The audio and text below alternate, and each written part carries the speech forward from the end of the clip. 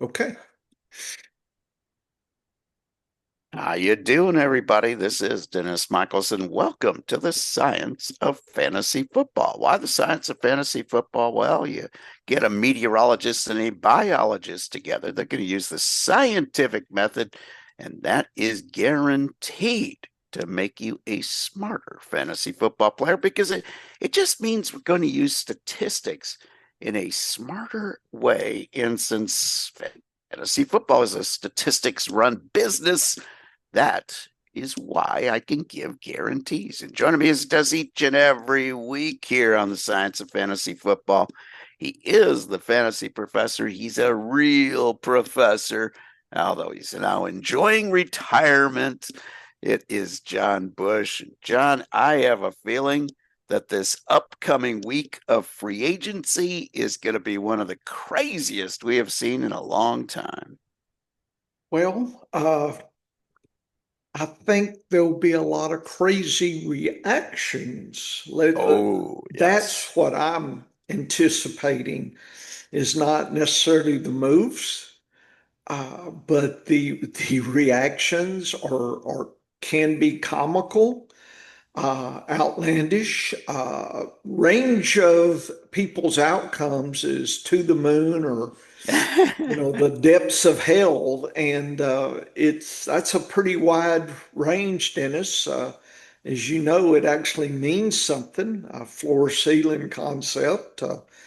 You and I look at that and consider that in our metrics and whatnot. So I think there's a lot going on. I do want to bring up that I asked Grok a question about wide receivers moving Ooh, between teams. yes. Uh, do we want to just briefly? I can tell folks what. In fact, I can even share what Grok said. And by the way, Grok is not the end or Claude or GP. It's just the beginning. It gives you something to start at, Dennis. And so I asked the prop, wide receivers have had a mixed track record when joining new teams. So I asked the question, Grok, historically, give me the lowdown on wide receivers because I think DJ Moore had just moved. And I was just curious about kind of these average kind of what can we expect on average? It doesn't mean there's not, the upper whisker and the lower whisker concept, but just wanted to see. And Grok comes back with this paragraph that I know I shared with you, and this is on our Discord for the TSA. If people want to join, they can. It's a little slow right now. A lot of people supposedly join, but nobody wants to talk to the old professor, so that's fine. Uh, you know, uh, if you don't ask me questions, you don't push me, or I know it and I'm just not saying it. So you're missing out. But Grok says it's a mixed track record, Dennis, when joining new teams, underperforming relative to their previous production or contract expectation, especially for those signing notice big money deals. So exactly what you would think would imply lots of improved fantasy football output. And Grok is throwing the red flag, saying be cautious. And apparently fewer receptions per game, fewer yards per game average, and a uh, drop of around 1.5 fantasy points per game. So if you look at that's 14 to 20 on the season, and you're saying, well, that may not mean. Well, that if you're head to head, especially the playoffs, that can cost you moving forward. So there is an issue, Dennis, and Grok is warning us. There's some other concepts as well, but it was. kind of a little downer when I saw this on average. And I do not have the diary expertise. I have not tracked this, Dennis, and I probably should. And I would urge, I probably need to go and look at the com. You need to look at the MVP, the last 10 years, but what happens year to year performance consistency, does that drop or not? I'm going to predict it drops a little or stays the same on average. So I'm not as optimistic or pessimistic. I'm just kind of like bleh on these movements on average. Yeah, and I have looked at the MVP data. Right. And, if you look back at some recent case studies, I mean, Right. recent guys that have switched teams. And last year was, of course, Stefan Diggs was the big team changer. And if you look at his MVP, he had a 92.9 last year, which isn't bad. No. But his career best over the last 5 years, 144. Yeah, that's He had 3 years in a row over 118 and then dropped off to a 94. He had a partial season, which he hit 100, but it was a partial season. And then last year, 92.9. Now, sounds like from 92.9, a top, say 5, now you're talking near 12 or 15, the 15-ish. Yeah. kind of that barrier there, that 1 to 2. So you lost points and potentially you lost some weeks because of that. Yeah, and if you look at another guy who changed teams recently, DJ Moore, of course, changing teams again, but he famously changed from Carolina to Chicago. Right. Now at Carolina, he had posted 73, 86, and 47 as his MVP. Not too good. Not too good, but that 86 was encouraging. He Yeah. jumped all the way up to 94 and then 100 with the Bears. So 2 very, very good seasons. Right. Last year dropped off to a 23.5. So what I would say about DJ Moore and moving to Buffalo is don't expect the 94 or 100, but maybe goes back to being a 73 or an 86 guy. So we're Is talking a quite possible. WR2, Too late, 3. deep in the twos. But Well, if the you look at, argument, Dennis, is they're saying there's nobody else there. They're ignoring Shakir, Kincaid, they're ignoring Cook out of the backfield and Ty Johnson, some of these other players. They're ignoring that and just somehow saying, well, DJ Moore's getting all the goodies. I might argue that Kincaid and, might actually get more because they're focusing on DJ Moore and he might actually improve a little bit. so here's the crazy thing with him going to Buffalo. Mhm. Do you realize that Buffalo right now, unless they make some deals to get rid of some of the veterans that they've already signed, because remember, they signed Joshua Palmer and he was supposed to be the big thing. He was supposed to step up and give them hope. Now, I wasn't saying that, but they spent big money on him. Right. Do you realize that if you move DJ Moore's money over to the Buffalo salary cap, they will be second in spending at the wide receiver position behind Cincinnati. Right. Cincinnati with Jamar Chase and T. Higgins. Buffalo will have DJ Moore, Khalil Shakir, Joshua Palmer, Keon Coleman. Does that force them? Throw as much fear into you if you're trying to defend them than Higgins and Chase? I mean, to me, when you sign a free agent as a wide receiver or you trade for a wide receiver, you're in that situation where you're paying for yesterday. You're not paying for tomorrow. And I'm not so sure that we know what we're going to get with DJ Moore. Last year, if you look at who he had for competition, I mean, Roma Dunze was hurt part of the year, and Luther Burden was learning how to play in the NFL. Yeah. Luther Burden and Odunze both scored 50 on the MVP for the year. I think they're arguing the quarterback is what is going to zoom him up. Caleb Williams was pretty darn good Yeah. last year. Right. So Williams had an 88.2 as a second year quarterback. Josh Allen at a 112 MVP. But a lot of Josh Allen's 112 came from his legs. So what are we going to see from Josh Allen? I mean, Josh Allen hasn't been able to produce a number one wide receiver consistently. Diggs had a good, solid year with him, had a couple good years with Josh Allen way back in the day.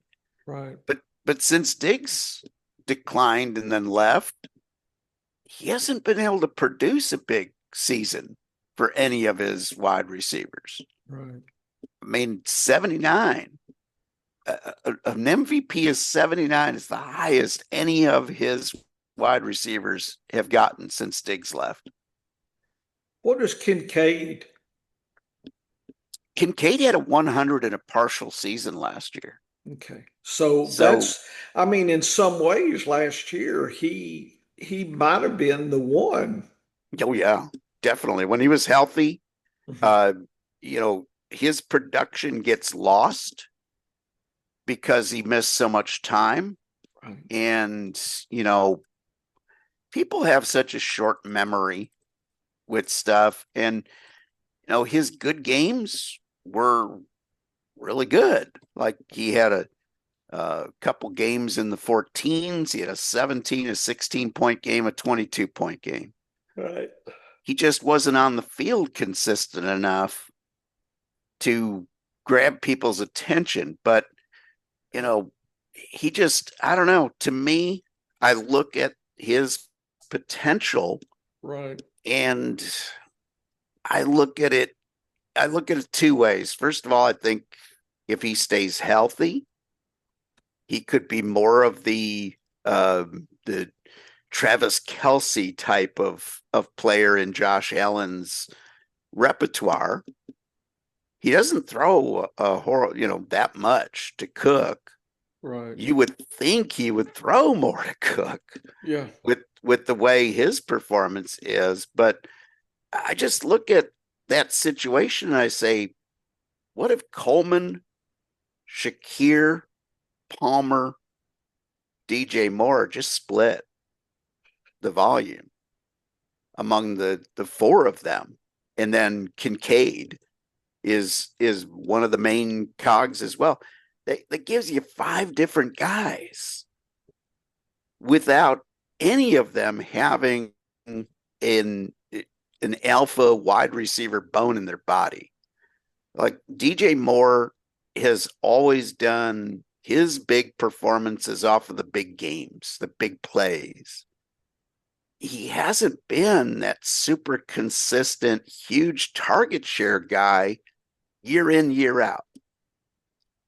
When he's had competition for targets, right, he hasn't been able to dominate that. I mean, he hasn't had a sun god like year where he's, over 10 targets, consistently.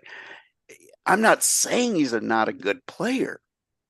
What I'm saying is he doesn't dominate the target share like a JSN or a Puka or a Sun God or, a CeeDee Lamb or even a George Pickens.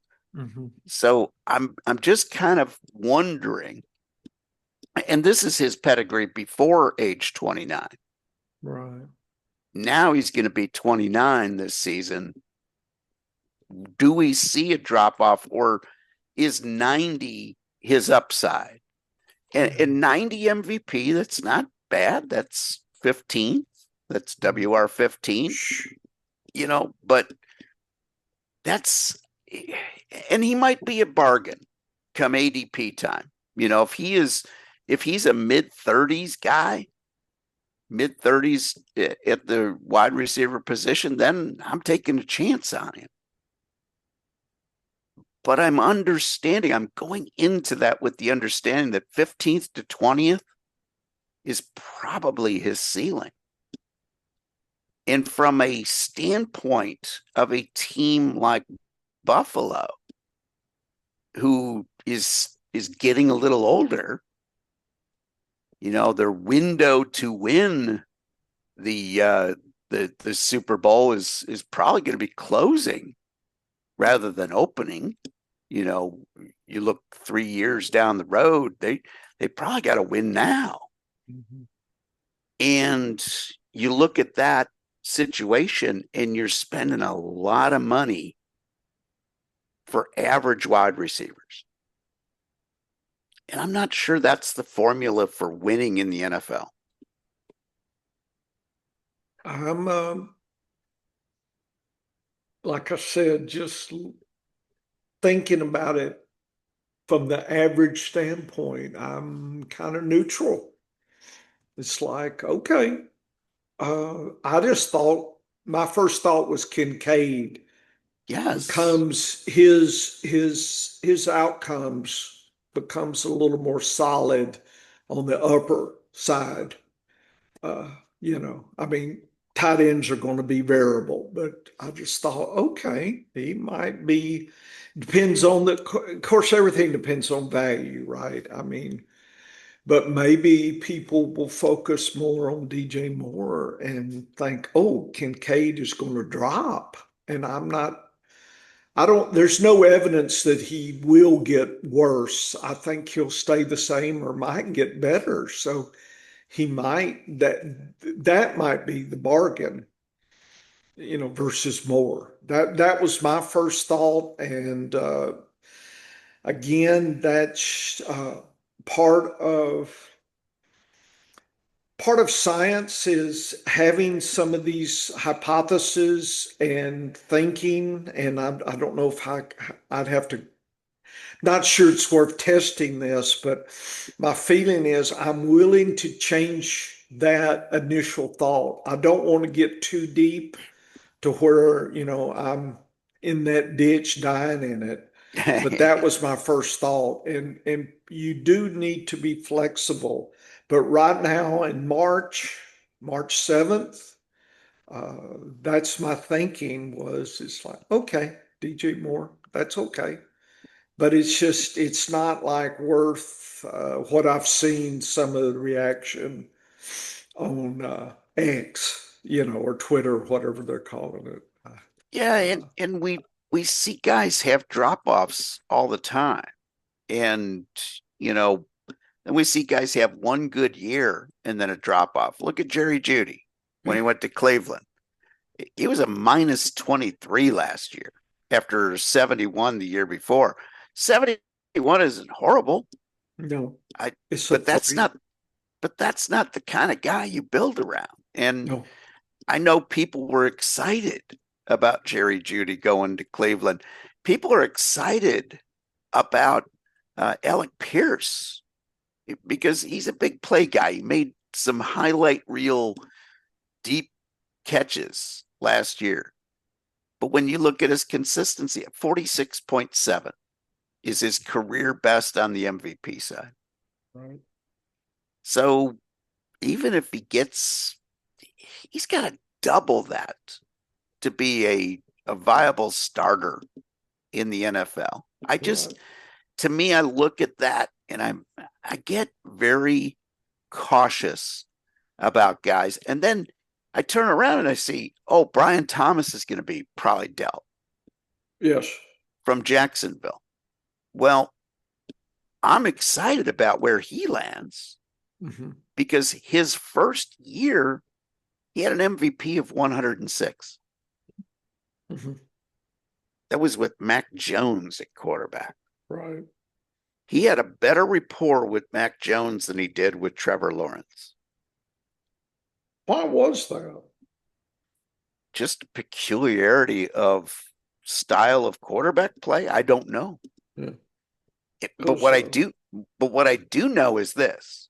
He's entering into his age 24 season, and he had a 106 MVP. And for folks new to the MVP concept, 106 is top 10.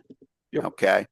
We're talking a top 10 wide receiver. That's what his pedigree was as a rookie. Dropped all the way up to 28.6 last year. No. Well, that's but you remember we were talking about, I don't like these splits. He's going late first round, early second. That might seemed be too high. That seemed too pricey to me. I had one share. I had none in all of my redraft. I had one share because he fell late to the second, and I was like, not crazy about this, but I'll take a shot at him. But ended up being a bad move. Like I was looking at him as maybe like 15th best, and he didn't even live up to that. Yep. So, you look at these guys that switch teams. I want to see a track record. I want to see something that says they have produced in the past before I get too excited about what they're going to do in the future. Again, just because they're circling back, Dennis, on average, it's apparently seems it's not, you get at best about what you got last time, on average. So, and I think at average, I mean, that should set the right expectations. Yeah. Like people are expecting Pierce to all of a sudden jump up and be like a top 15 guy in MVP. Right. And I'm like, I don't see it. And I could be wrong. Like right. I'll admit I could be wrong, but I will play the percentages every day of the week. Well, that's how you play it, is that value has to play a part in your draft. One thing the more I look at wide receiver data, though, the more I feel like you want to have one of those super elite guys at wide receiver. Right. Because I think that gives you an edge more so than there might be only like 3 running backs that might give you more of an edge. But I was fascinated to see what Grok said, not because Grok is going to be omnipotent. No. Grok is saving you time of telling you what happened in the past by looking at the data. It saves me time. Just like Grok is very good at indicating what we need to know, which is the consensus out there in fantasy football land. It doesn't mean we're going to bet on the consensus. And I didn't see anybody saying, folks, be cautious here. This is what's nobody uses past average metrics. It's reference class forecasting. I got a video on it. Nobody starts there. And Dennis, it has shown, Nobel Prize winning guy has shown that is the start of you in a project, and thinking about things is using reference class forecast. That's the beginning. And nobody starts there. I mean, I'm a stats guy, you're a stats guy. That's where we start, is you think about range of outcomes, that box and whisker, the median. That's where you start. And then you start speculating based on your efficiency, based on, pattern of the individual. Again, we're talking the herd versus the individual. And that movement top down, that's part of that learning curve that I think people need, that I don't see that being accomplished in fantasy. No, I know I talk about top down. I've hammered it in your head. I Oh mean, yeah. you Yes. used to have a full head of hair, but now look at you. You're, 20 cups of coffee in, and and I've just become a robot here, so that's kind of what, Heckle and Jekyll here. But at least we have a starting point that is statistically makes sense. And again, we got to August, so we got plenty of time. And but that's where you start, Dennis. And Grok, circling back, Grok just warned us that it could be more like average. And then you need to, this tells me I need to dig in to the interactions of the Buffalo team and the other players. And you did that, Dennis. You actually, not that, but what you came back with, and you educated me because I'd forgotten about Palmer and Kincaid. You gave me that data. And so I start putting it into kind of a bigger context. And what I heard, and I'm just kind of repeating, minor bird here, I'm repeating Dennis here, that what I heard didn't change uh, the warning that Grok said is, hey, could be average. Nothing you said, Dennis, warned me like, wow, Grok is really off on this one. I didn't hear it, at all. And so I I don't know why people don't start there. Dennis, if you're buying a house, okay, you look at the comparables. Your real estate agent does reference class forecasting. Oh They look yeah. to see what things have sold by square foot. Now, we could argue, and what they miss is curb appeal and some other things, but at least it's a starting point. When I'm looking for a house, I definitely look at comparables, but then I look at, when I buy a house, I look to sell it right away. Like, okay, tomorrow, what would this house be like trying to sell it? I always buy to sell, even though I might not sell it.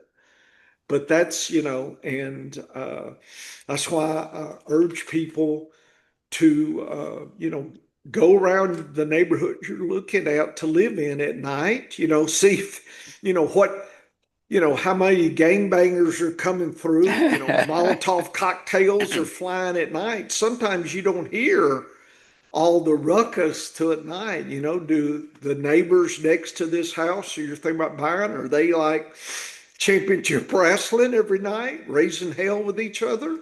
Do they have 15 dogs, or do they have a fleet of cats that they're feeding?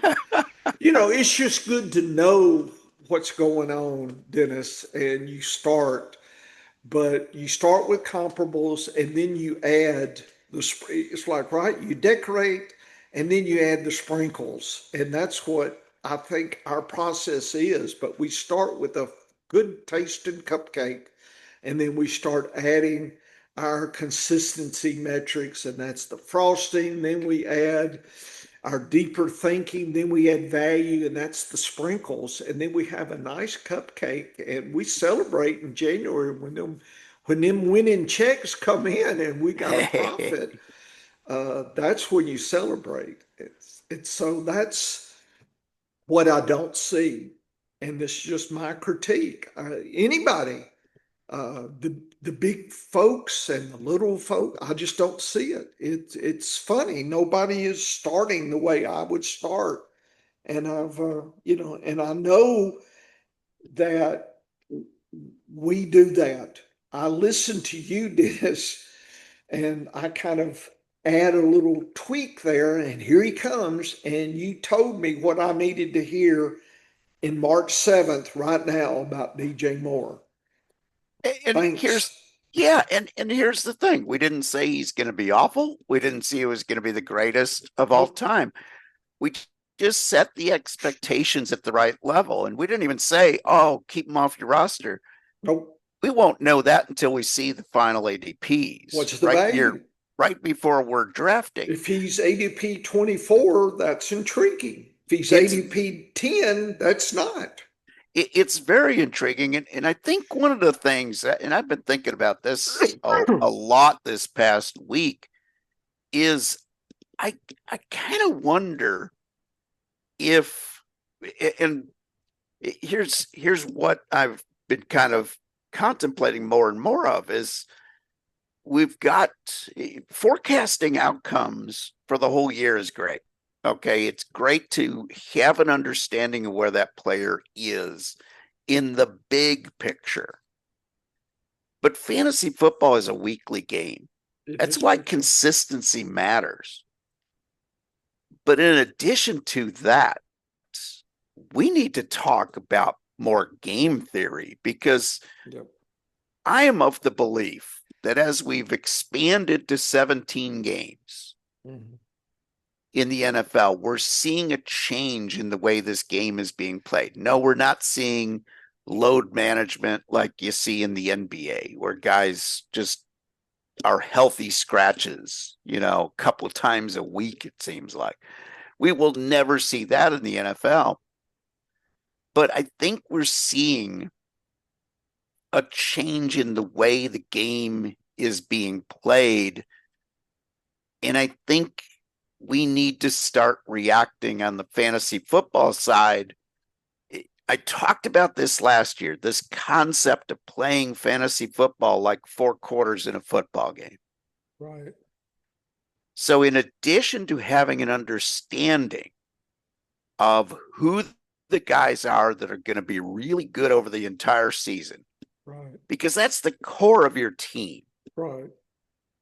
I want a core of my team. I want my starting lineups to be those guys that I don't have to worry about. Like, the more of those kinds of guys I have on my team, the better I'm going to do. That's just very simple logic there. But instead of the next set being the free agent wide receivers that, these guys are going to step up, they're going to be the WR1 on their team. Okay, well, the WR1 on each team is not always a viable fantasy football starter. I hate to break that news to people. The 32nd best WR1, meaning on his team, he's the top wide receiver on his team, is not going to be in the top 30 overall by any fantasy football metric, whether it's total points, points per game, whether it's looking at a consistency metric. He could be just pretty blah.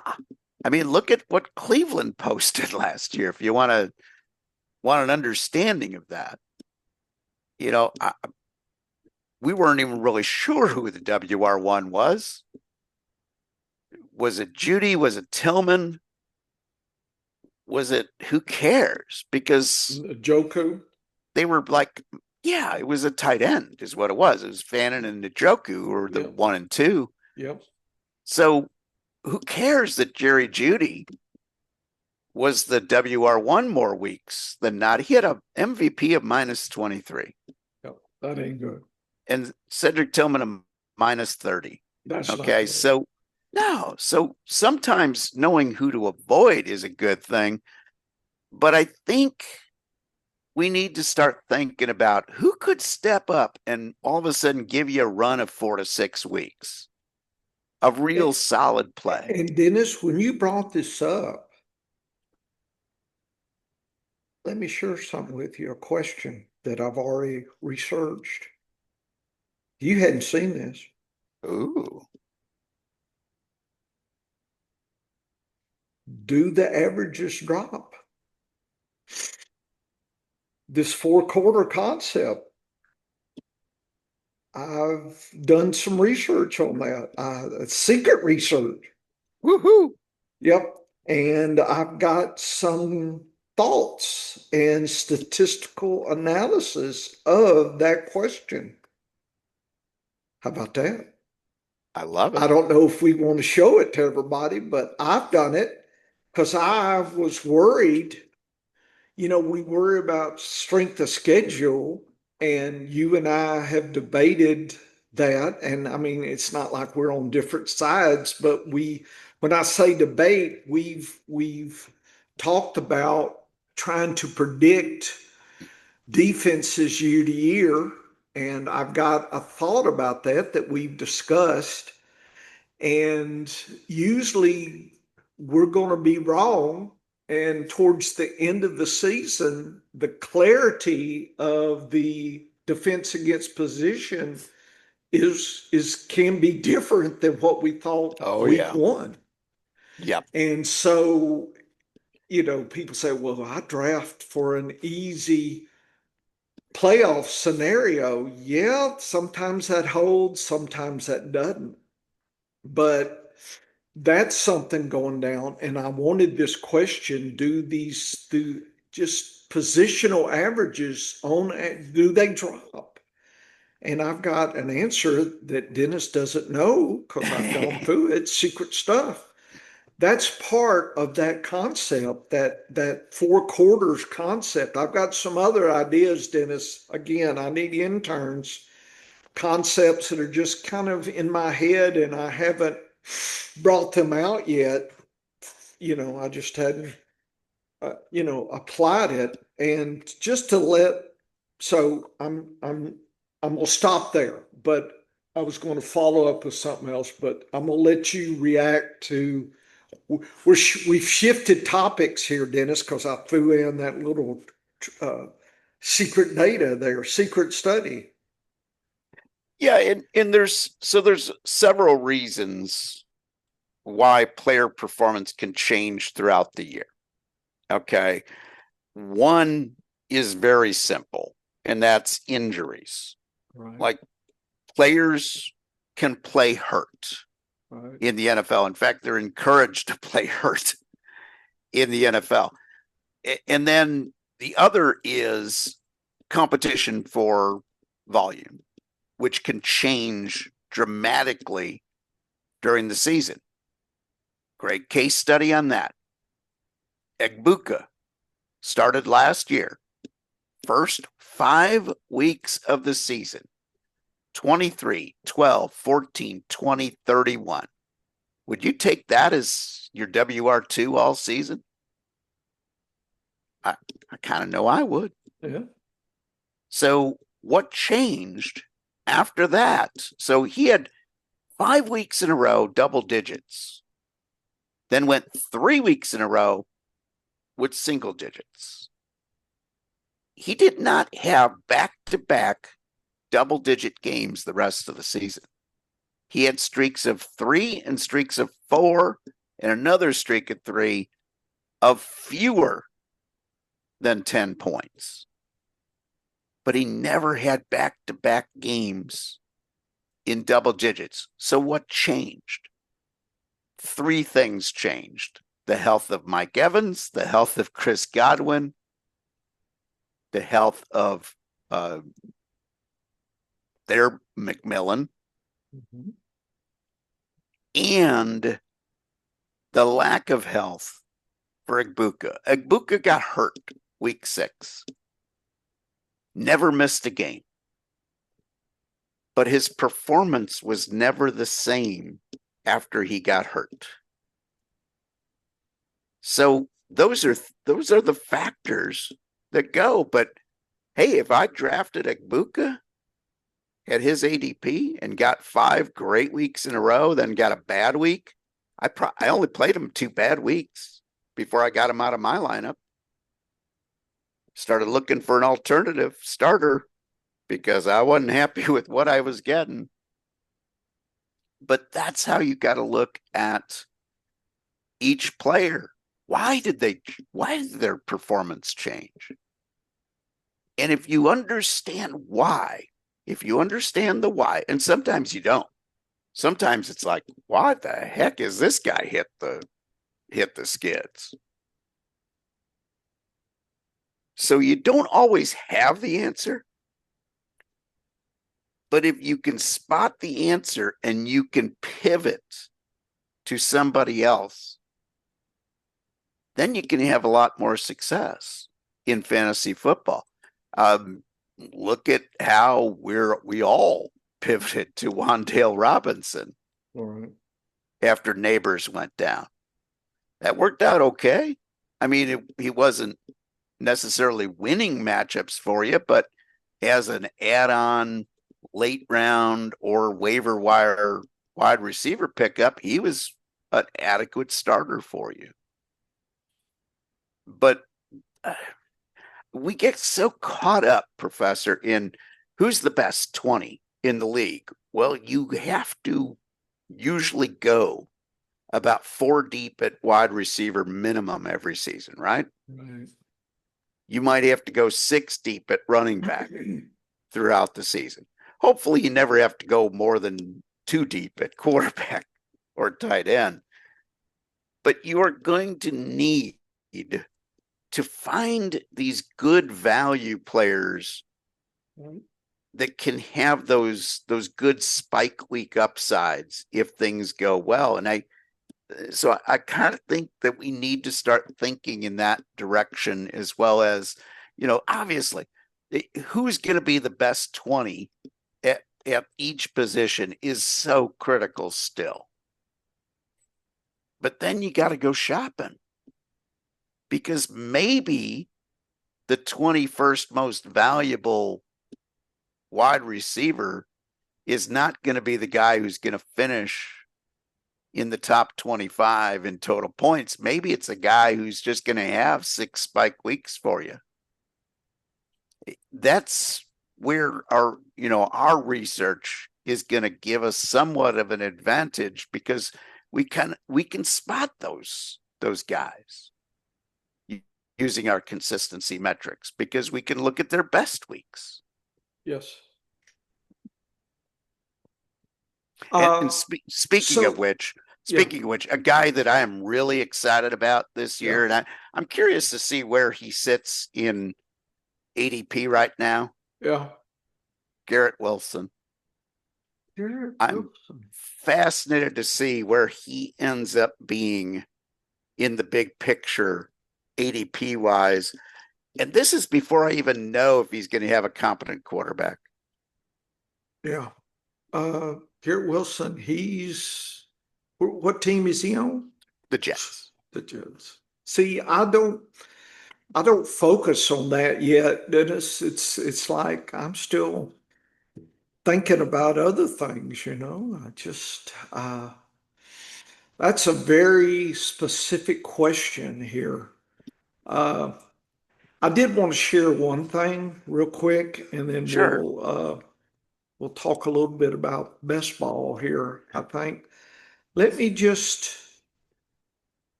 give a overview about the research I've been doing on consistency.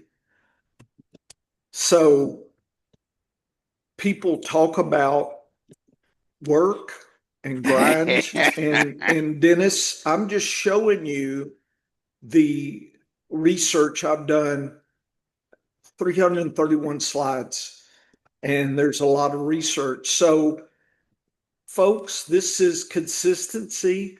If I didn't think consistency was important, I would not spend hours and hours and hours of my time, right? We only have so much time in this world. That's what I'm doing.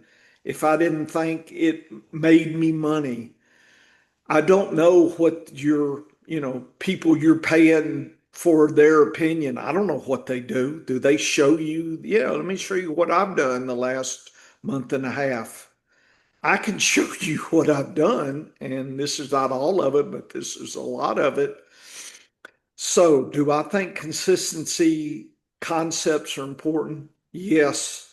And Dennis has done his stuff, and we're going to melt. It's like we're gonna be Spocks, and we're going to meld it together in our mind meld. in August, folks, we're going to. So if you're in the league with us, and I'm not going to, hide behind, goofy names, you don't know you're playing against me. But if you're in the FFPC, you could be. And, I've been making money for a while and I'm planning to continue.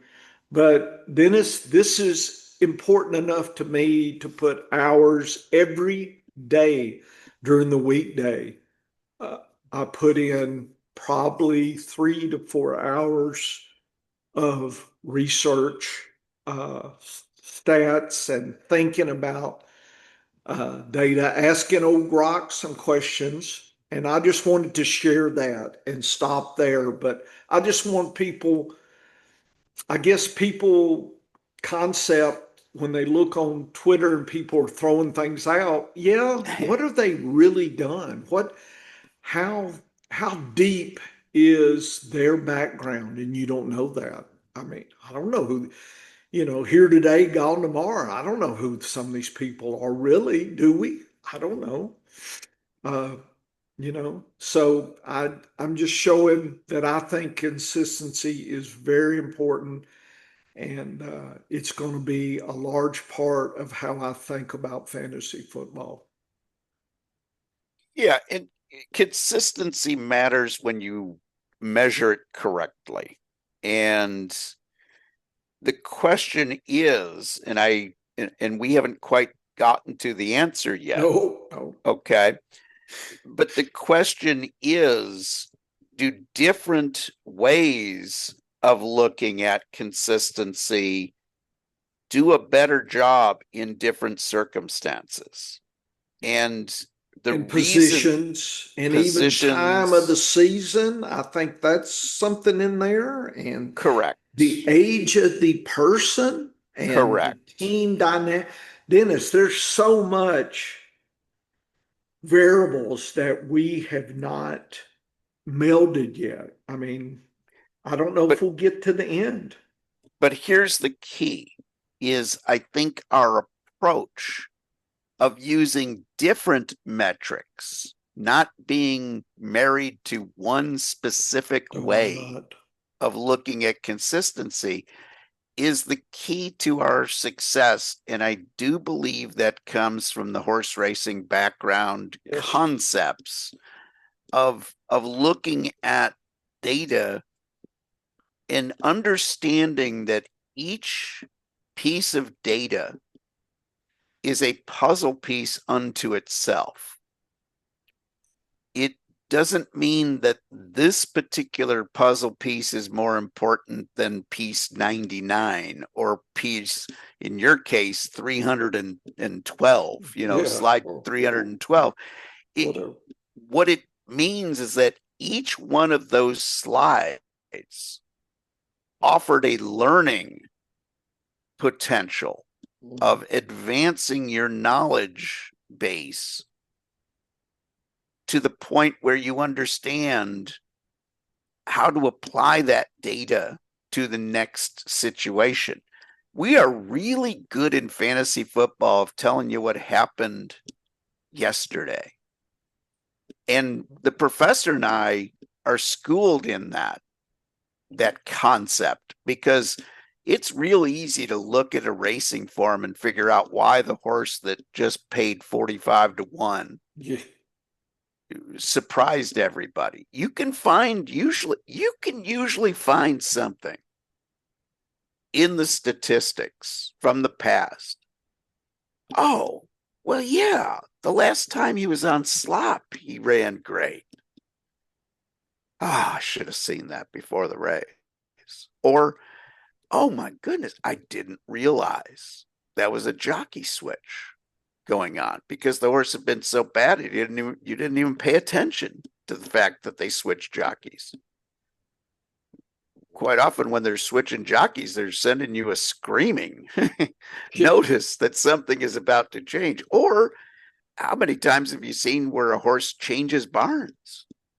Yes. And all of a sudden he's doing well. It just, to me, that concept of understanding that each new piece of data. It's just like when you're playing Texas Hold'em Right. poker. Every card that is turned up changes the odds of you winning or losing. And if you understand how that card is going to impact not just where your hand sits now, but where your hand is going to sit 2 more cards from now, that's the game you're playing. And in fantasy football, each free agent move, each new draft pick, each injury, each change on the offensive line, each change on the defense. I mean, look at the Cincinnati Bengals losing their best piece on defense. And understanding this is probably a team that's going to have to score 35 points a game to win anything. That all of a sudden makes me really excited to look at the Cincinnati Bengals. But then on the flip side, I look at all the talent at defensive edge rusher that Burrow's going to have to play twice a week or twice a year in his division. And is he going to survive? Right. Is he going to get beat up by the middle of the season? So each piece of data tells you 2 different things. And the key is being able to understand how to mix all of that data together. But each one of those professors' slides, each one of the slides you have done and the research that accompany that has given you one small answer to the puzzle pieces. Yes. And, when I look at players and I look at the situation, and again, looking at the league from a top-down basis, and this year when I did that and I charted out each team, who had a change at head coach or at offensive coordinator, where are they sitting with everything? When you get through that process and see how few players are quote unquote bulletproof for the upcoming season, it's scary. Because just look at Atlanta, for instance. Maybe a new quarterback. Bijan Robinson is the only guarantee. Because even Drake London has never had an MVP over 88. That's his career best. What if all of a sudden they draft one of the top wide receivers in this rookie class? And he turns out really, really good. Could Drake London suddenly be the second best wide receiver on his own team? Not saying it's going to happen. What I'm saying is you need to ask these what ifs before you draft any player this season. And look at where he's going in best ball right now. I guarantee you almost got to spend a first round or early second to get him. And that's with every uncertainty on that team, with the exception of Bijan Robinson. Gotcha. That's pretty scary when you look at it. I mean, look at Arizona. The only player with less uncertainty, with a guaranteed role that you're feeling pretty good about, is Trey McBride. The rest of the team is up for grabs. Right. That's a scary thought. And those are the kinds of things that you want to avoid, those landmines, too early in drafts. I did want to touch on this before we shut the show down, Dennis. Again, another tool that I've used even before I met Dennis was drafting positional patterns. I like to kind of know numbers of positions drafted per draft round and their actual, dispersion throughout the draft here. And this is best ball. This was early February, Dennis.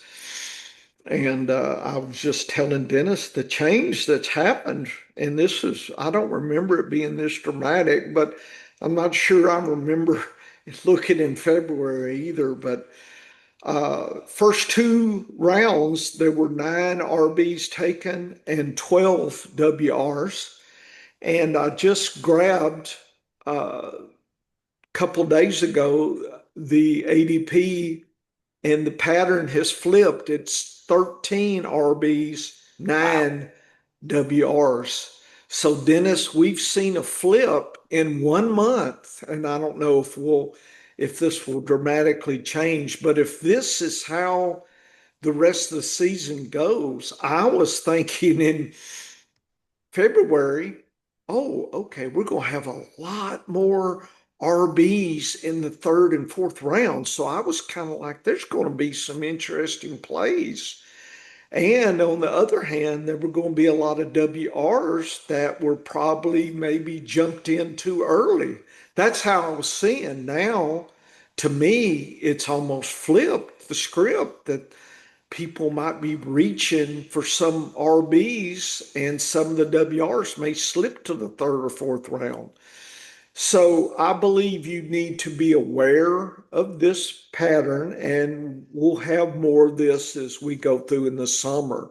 But I was just showing folks, and this is in the Discord on the TSA sports affiliation Discord. I kind of own the best ball channel, and I'm posting some of my findings just real recently here.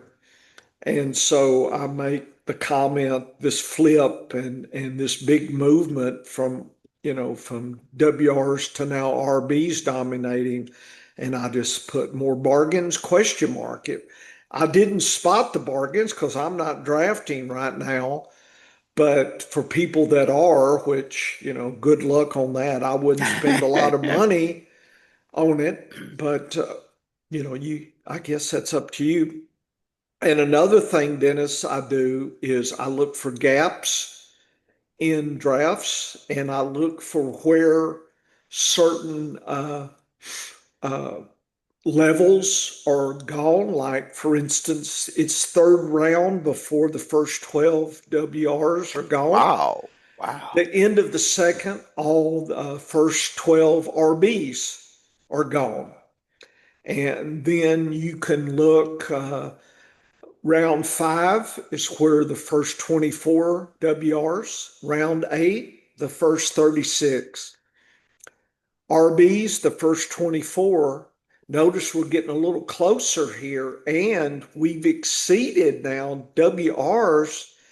They went on quite, look at the run in round Wow. 6 and 8, and look at the lack of RBs in these rounds. So it sets you up for, if you like some of these RBs here that are going, you have an opportunity that you could poach early in the seventh. I mean, if you're just dead set, there's some really good bargains here. This tells you you can jump ahead and get the jump because people are still fishing in the WR pool right here, and you can jump in. Or if you're like, man, I love this WR here, well, you may have to maybe do, some movement earlier than you think, right? And QBs, the end of the eighth round, 12 QBs are gone. There's still 12, the tight ends have not reached their 12th yet. So again, you can start making comments or making plans for picking depending here.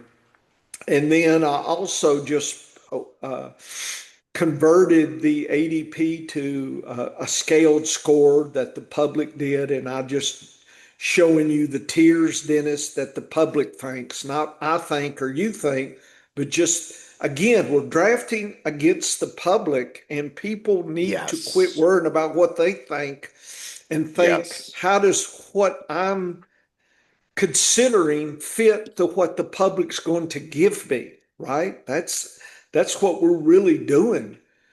And so you can see, that Josh Allen's number one, and then there's another tier where Burrow, May, and Lamar Jackson, and so forth. So you can decide, how if you're going early, here's your choices. If you're going later, you can fish into the eighth, seventh, eighth round. You get a lot of interesting selections here. Here's the RBs and what's going on. They've got Gibbs and Bijan right there.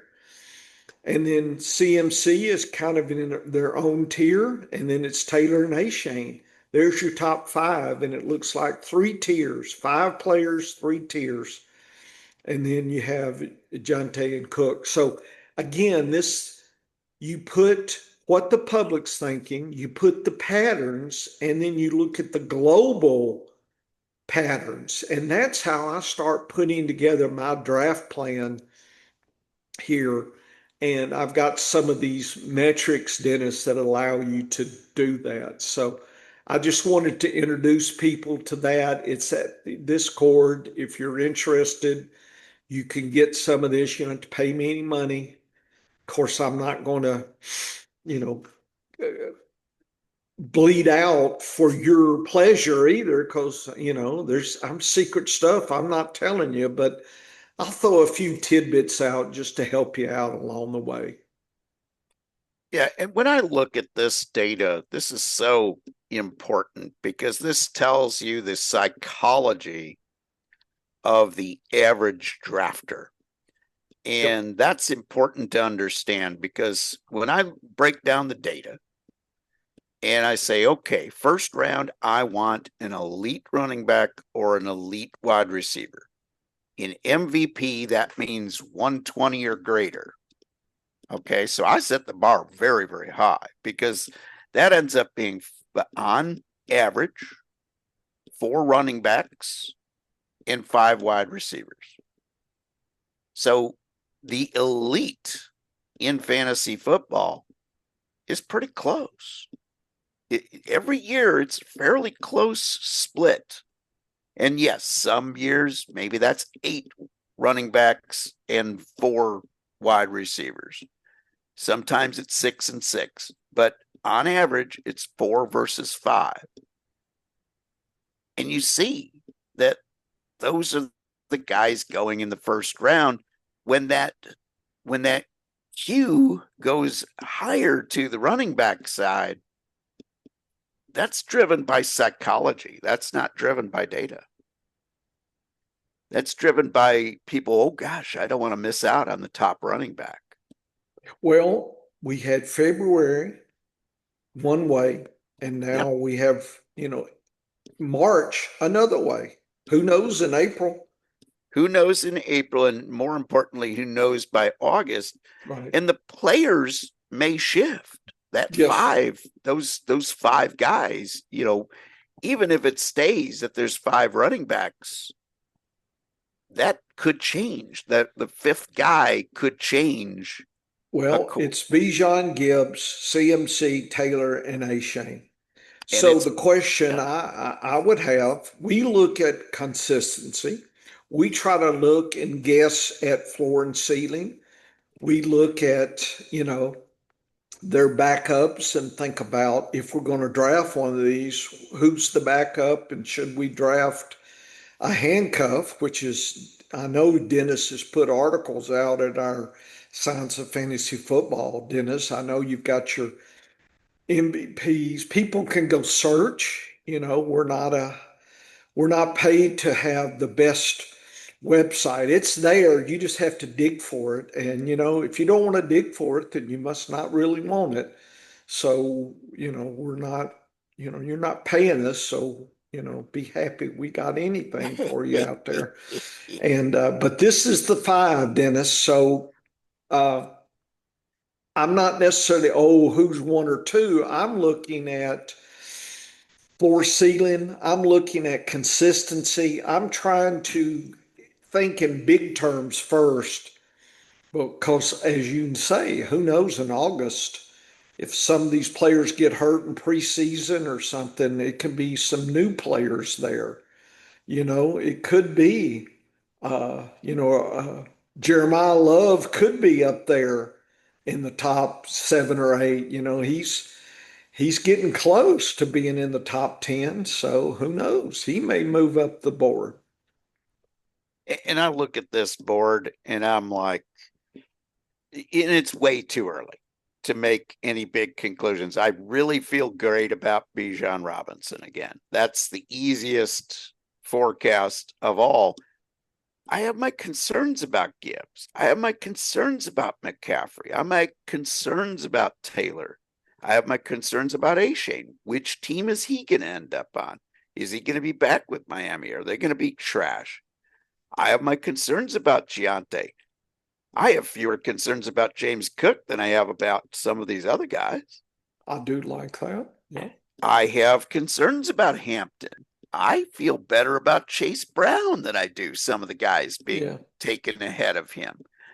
I could even make a case for liking Barkley higher than where he is. And last year we were down on Barkley where he was being drafted. So, everything is fluid in fantasy football. Jeremiah Love, I don't know where he's going, but depending on that, he could shift up or down a little bit. If Jeremiah Love ends up with the Saints, oh wow, I think I would price him up a few spots. If Jeremiah Love ends up with the Titans, I think he's being drafted in the right spot. Yep. If Jeremiah Love would happen to land with the Chiefs, I could make a case that the only running back I might feel better about is Bijan Robinson. So let me ask you, what team takes Love that you would move him down? I think is there a team? Right now, I don't believe so. Okay. I think he's properly priced. Dennis, I'm not trying to pin you down, but I Yes. just like to hear your opinion. Yeah, right now I think he's properly priced for his absolute worst case scenario. Okay. I don't. So you think this is his floor?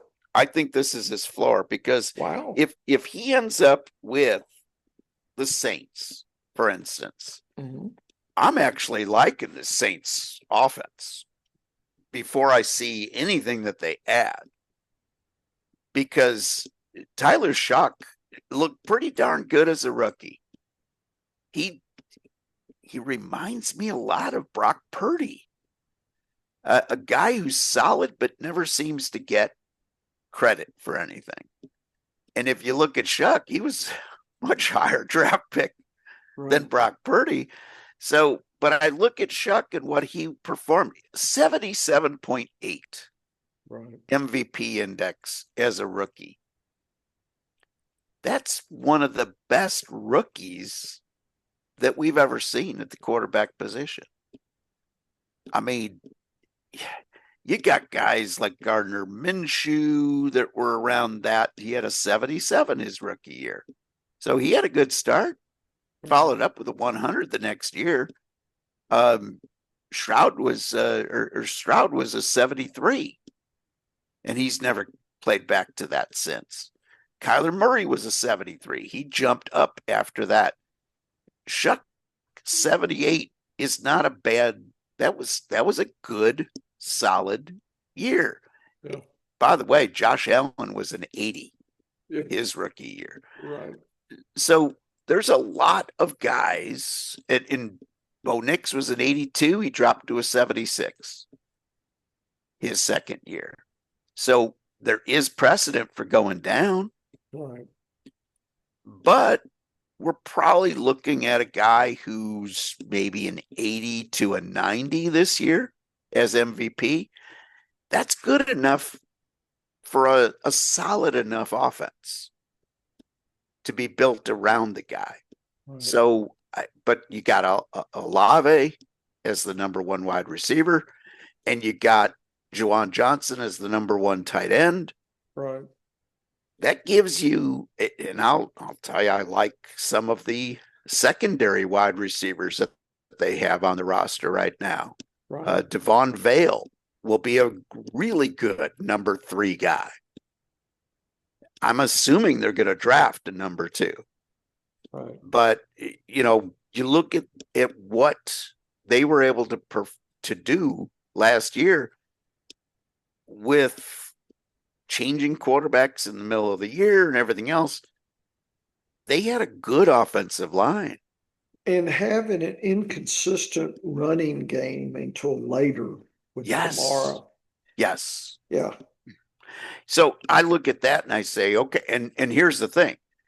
If Jeremiah Love ends up on the Saints, maybe I lower my expectations slightly for Olave. And that's, Olave is still going to be a guy who will be probably in my mix because I like what they're doing in New Orleans. Now, if Love ends up on the Titans, then it gets real dicey. However, I think the Titans, if they rebuild their offensive line, could surprise people. DK and Ayanomar as rookie wide receivers last year, if they build around that, that's not awful. You got Gunnar Helm at tight end, showed some promise. Cam Ward had some good weeks at the end of the year.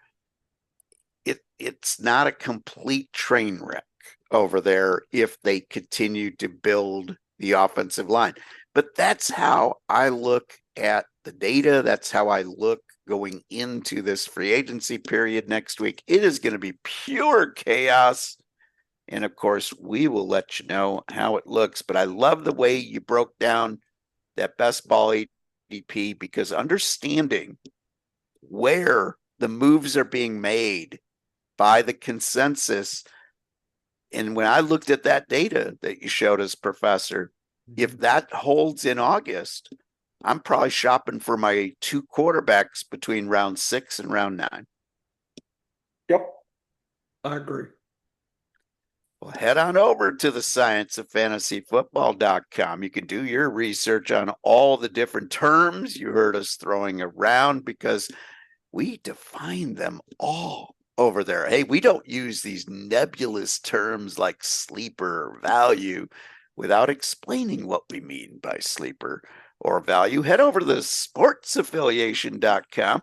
Check out the Data Lab, our sister podcast, and all of the podcasts over there at the Sports Affiliation. Join their Discord and get vocal. Let us know what you think of the data you see posted by us and everybody over there at the Sports Affiliation. And speaking of which, want to shout out a big congratulations to Mr. Tip Major, one of the hardest working and nicest guys in fantasy football. He landed a gig part-time with our friends Matthew Berry and the gang over there at Fantasy Life. So very excited to see him team up with some big dogs over there. Nice. Tip brings so much positive energy to this fantasy football world. And head on back here next week for another edition of the Science of Fantasy Football. Get to work, folks.